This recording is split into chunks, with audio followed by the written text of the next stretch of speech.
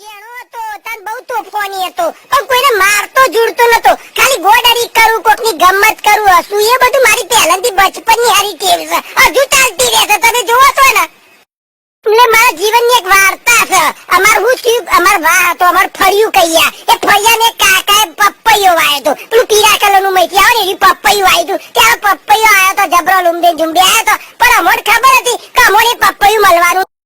નહીં એટલે અમે જોયા જ કરીએ આખો દારો અને વિચાર કરીએ કે આ પપૈયો આપણને તો મળવાનો નહીં હવે શું કરીશું એટલે મેં આઈડિયા માર્યો તો જબરજસ્ત આઈડિયા માર્યો પપૈયો ખાવા માટે ને લેવા માટે એ લોકો હો અમે મને પપૈયો બધો આપી દે ને એવો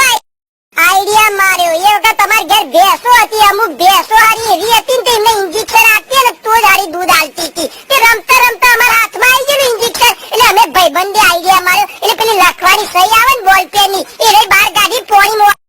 પોગાઈ બરાબરની અને પછી આખું ઇન્જેક્શન ટાઈટ લાકડા જેવું ભર્યું અને પછી પેલા કાકો બપૈયા વાળા ખેતરમાં પહોંચ્યા એટલે અમે સીધા બપૈયાના જોડી પહોંચ્યા અને એકબીજાના ભાઈબંધ ઉપર ખભા ચડાઈને ઉપર ચડી ગયો હું અને નેચર તઈ મોટો પપૈયો હતો ને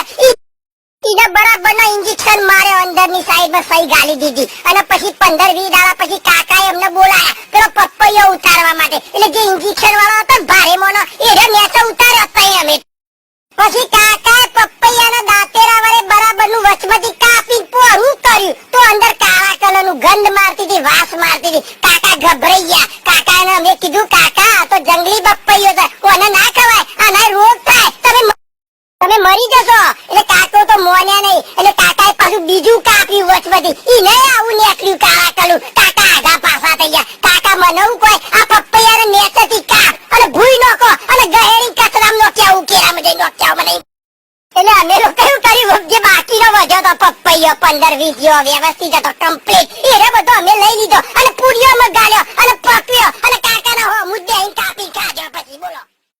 પછી હું 10મા ધોરણમાં આવી ગયો પરીક્ષાઓ નજીક આવી ગયા અમારા સ્કૂલમાં પાવ રાત્રિ ક્લાસનો પ્રોગ્રામ રાખ્યો તો રાતે ભણવા જવાનું 2-3 કલાક માટે બોલાય એવા કંટાળ્યા તો થાકી ગયા તા બરાબરનું મોથું ચડી જતું હતું આ ઠોઠિયા અમાર જેવા કરે એમને મોથું ચડતું હતું આ પ્રોગ્રામથી એટલે મેં આઈડિયા માર્યો એટલે હું કર્યું દિવાળીના દારૂ ખોનું વધ્યું હતું બોમ્બ ને ટેટા ને એવું અને ભગવાનના આગળ પેલી અગરબત્તી આવે છે ને જાડીની બુને 1.5 કલાક સુધી હળગ્યા કરે એ રહી બહાર કાઢી અને વેરા સરતા નિહાળમાં પહોંચી ગયા અડધા કલાક પહેલા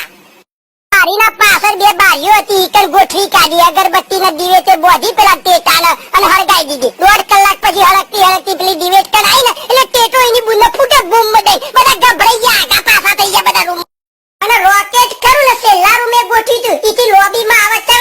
દઈને અમાર બાયરા કરાઈ બમ દઈ ફૂટે એવું ગોઠવી તું અને સાહેબ ગભરાઈ ગયા સાહેબના ચમચા જે હોશિયાર છોકરા સ્માર્ટ કહીએ છે એ બાલીકો નીકળી ગયા ને હોતા મોત કરી મોથામાં કડકડ કરતા તાકી રાત એમને ખબર નહીં આ ઠોઠિયો છે પણ મોથામાં ખંતો કઈ નોખી આખી રાત અને બીજા દા સાહેબે પાછો નવો પ્રોગ્રામ બનાવ્યો કહો ને માતા પિતાના ટોકન લઈને આવવાનો બાલીકોર માતા પિતા બોકડા ઉપર બેહી રહ્યો અને છોકરો મેં અંદર ભઈ એવું બતાવવાનું ચાલુ કર્યું પાછું એ છોકરો છે ને અત્યારે અમેરિકા ઓસ્ટ્રેલિયા કેનેડામાં પહોંચી ગયો છે